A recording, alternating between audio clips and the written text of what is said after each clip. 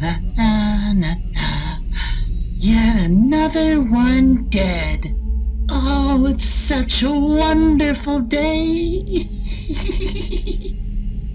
This one was a spineless coward who tried to run away from me, and their ankle just snapped like a twig.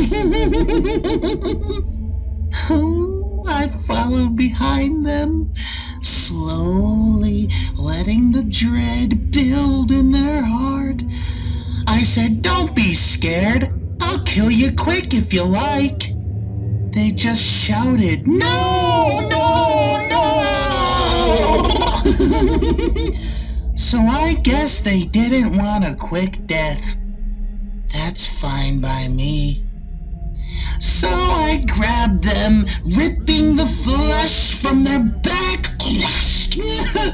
Oh, you could see all of the inner workings of the human body.